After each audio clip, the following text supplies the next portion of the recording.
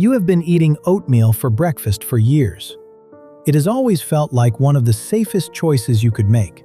Whole grain, high fiber, heart healthy.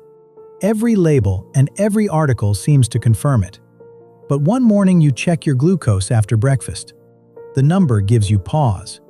You had plain oatmeal, maybe a little fruit on top. Nothing that seemed problematic. And yet the reading is higher than you expected from a breakfast that has always been described as one of the best options available. This experience is more common than most people realize, and it is particularly common among adults over 50. Oatmeal is not a bad food, but for some bodies at this stage of life, it produces a glucose response that deserves an honest explanation. Margaret is 62 years old. She lives outside Tampa, Florida, and was diagnosed with prediabetes 2 years ago. She manages it with metformin and checks her glucose each morning in her kitchen before breakfast. Oatmeal had been her default breakfast for as long as she could remember. She added a sliced banana and a drizzle of honey because it felt like a responsible, health-conscious meal. But her readings on oatmeal days were consistently higher than on mornings when she skipped it. She brought it up once, almost apologetically. It felt unlikely that oatmeal could be part of the problem. There was no clear explanation. Many adults quietly notice this same pattern, but rarely talk about it. Oatmeal has a strong reputation. It is recommended for heart health, cholesterol, and digestion.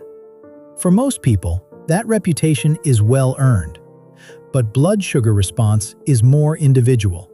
And after 50, the gap between what a food is supposed to do and what it actually does inside the body can widen. Many adults arrive at their annual checkup feeling confused. They have been doing what they were told: whole grains, fruit, regular walks. And yet the numbers are not improving the way they expected. The A1C remains borderline. Morning readings stay elevated.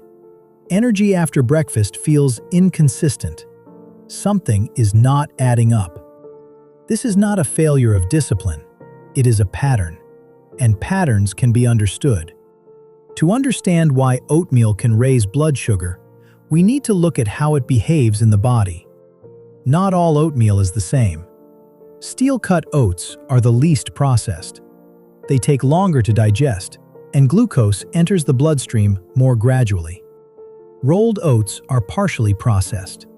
They digest faster, producing a quicker rise.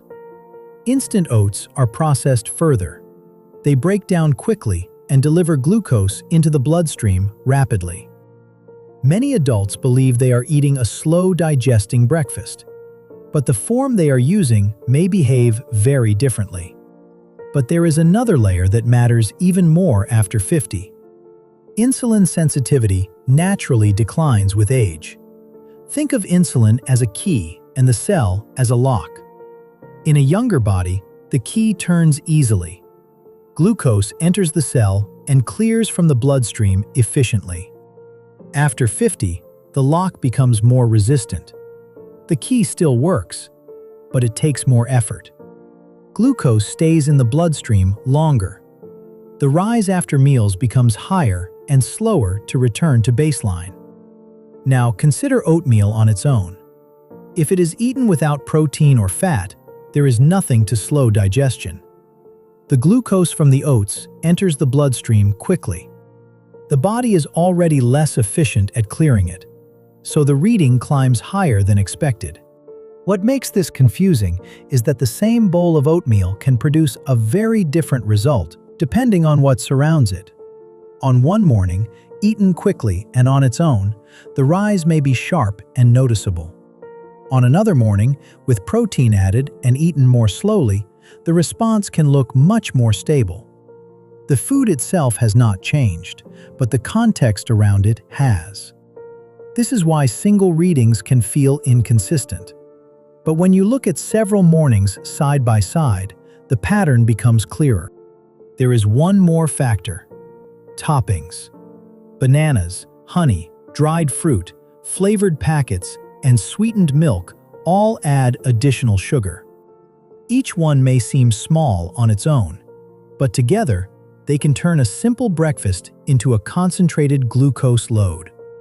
The oatmeal itself is only part of the picture. The form, the toppings, and the absence of protein all combine with age-related changes in insulin sensitivity. That is what produces the number you see on the meter. Once this pattern is clear, adjustments become straightforward. The first is choosing a less processed form. Steel-cut oats generally produce a slower response than instant oats. The second is adding protein. Eggs, yogurt, or nuts help slow digestion and soften the glucose rise. The third is adjusting toppings. Berries produce a smaller glucose response than bananas or honey. Nut butter adds fat without increasing sugar significantly. These are not extreme changes. They are small adjustments that shift how the body responds to the same meal. Consistency matters more than perfection. Making one change at a time allows you to see what is actually working. Over a few mornings, the pattern becomes clearer. The same breakfast, adjusted slightly, can produce a noticeably different reading. That difference is what gives you control. Certain nutrients can also support how the body handles glucose. Magnesium plays a role in insulin signaling. Chromium supports how insulin interacts with the cell. These nutrients do not replace habits. They support the system the body is already using. If you want to make sense of your own numbers, I've put this into a simple printable protocol you can use at home. It helps you track your readings, spot patterns, and understand what your body is doing from one day to the next. Many people print it and keep it near their glucose meter for a few days. You can download it using the link at the top of the description below this video. Or if you are watching on your TV, open the browser on your phone and type in truewellprime.co to access it directly. Take a look and see what patterns show up for you. This video is for educational purposes only and is not medical advice. Always speak with your healthcare professional before making changes to your routine. Margaret did not give up oatmeal. She adjusted the version that was not working for her. She changed the type of oats. She added protein. She adjusted her toppings. Within a few weeks, her readings became more consistent. Not dramatically, but clearly enough to understand the pattern. Her body was not reacting randomly. It was responding to specific inputs.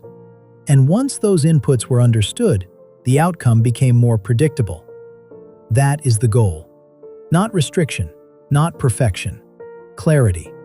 Because small, consistent changes based on understanding tend to produce the most reliable results over time.